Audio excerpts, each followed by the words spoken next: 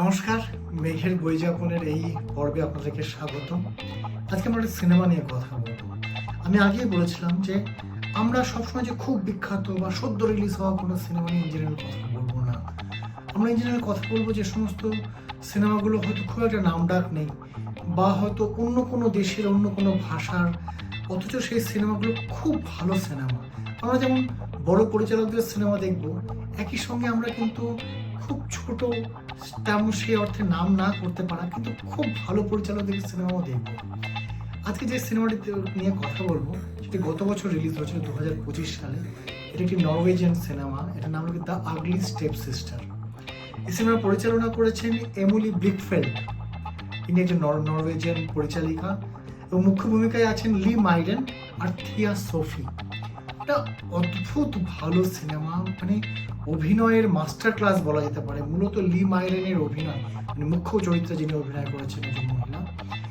এই সিনেমার গল্প শুরু হয় যে দুই মেয়ে আর তার মা, তারা ঘোড়ার গাড়ি করে আসছেন এবং এসে একটি প্রাসাদে উঠছেন। দেখা যাচ্ছে সেই প্রাসাদের মালিক, তিনি একজন বৃদ্ধ লোক এবং তিনি এই মহিলাকে বিয়ে করার জন্য ডেকেছেন।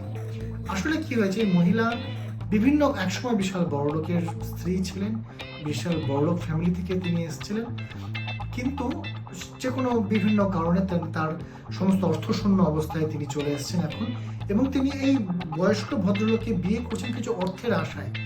তিনি আশায় আছেন যে বয়স্ক ভদ্রলোক খুব বড় লোক, এবং তার তিনি আসার পরে তাদের বিয়ের 1-2 দিনের মধ্যেই সে বয়স্ক ভদ্রলোক মারা যান।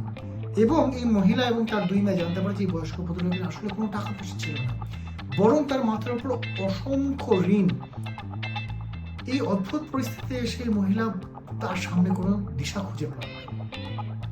ঠিক এই সময়তে ওখানকার যে প্রিন্স ছিলেন তিনি বিয়ে করতে চান বলে একটা খবর রটে, এবং স্বভাবতই তিনি সবচেয়ে সুন্দরী এবং সবচেয়ে গুণী যে শহরের মেয়ে তাকে বিয়ে করবেন।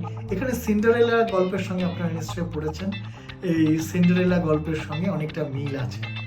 তো আগলি স্টেপ সিস্টার কেন বলা হচ্ছে? আগলি স্টেপ সিস্টার এই যে ভদ্রমহিলা, তার যে বড় মেয়ে, মানে লি মাইরেন যার ভূমিকা অভিনয় করেছেন, তিনি দেখতে একদম ভালো নয়। এবং মহিলা যে মা, লি মাইরেনের যে মা, তিনি বুঝতে পারেন যে এই যে রাজকুমারের সঙ্গে আমার মেয়ের যদি বিয়ে দিতে পারি তাহলেই একমাত্র উপায় হলো গিয়ে আমার এই পরিস্থিতি থেকে বেরোনোর, মানে এই যে অর্থ কষ্ট, এই যে ঋণ জর্জরিত অবস্থা, সেখান থেকে বেরোনো। এবং তিনি যত প্রকার উপায় অবলম্বন করেন, নিষ্ঠুরতম উপায়, এবং যে মেয়েটি, যে লি মাইরেন, যে মেয়েটি, সেও মানে ডেসপারেট হয়ে যায় যে কোনো পরিস্থিতিতে তাকে সবচেয়ে সুন্দরী, সবচেয়ে গুণী হয়ে উঠতে হবে।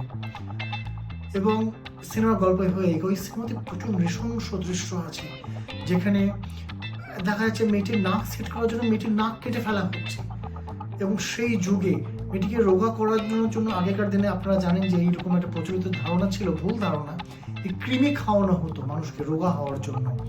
সেই মেয়েটিকে কৃমি খাইয়ে দেওয়া হচ্ছে, এবং সেই কৃমি গিয়ে পরে পেটে এত বড় হচ্ছে, এত বীভৎস বড় হয়ে যাচ্ছে যে সেই মেয়েটির পক্ষে মানে সুস্থভাবে দাঁড়িয়ে থাকা বা বসে থাকা অসম্ভব হয়ে উঠছে। এটি অসামান্য একটি সিনেমা। এই সিনেমার অভিনয়, আমি বলবো অভিনয় এবং পরিচালনা এই সিনেমার মূল শক্তি। এছাড়া সিনেমার সিনেমাটোগ্রাফি অসামান্য, এত সুন্দর লাইটিং, এত সুন্দর ক্যামেরা, এবং সিনেমার যে শেষ দৃশ্য, সেটা মানে সেটা যে কি ভালো, এবং সেটা যে কি মানে মনোরম এবং কি মনোমুগ্ধকর একটা শেষ, সেটা আপনারা অবশ্যই সিনেমাটি দেখলে বুঝতে পারবেন। সিনেমাটি আপাতত মুভিতে আছে, তো আপনারা অবশ্যই সিনেমাটি দেখুন যারা ভালো সিনেমা দেখতে চাইছেন। ভালো অভিনয়, ভালো সিনেমাটোগ্রাফি, ভালো এডিটিং, ভালো গল্প, এই সিনেমাতে আপনারা সব কিছু পাবেন। অবশ্যই এই সিনেমাটা দেখুন, দ্য আগলি স্টেপ সিস্টার। ধন্যবাদ।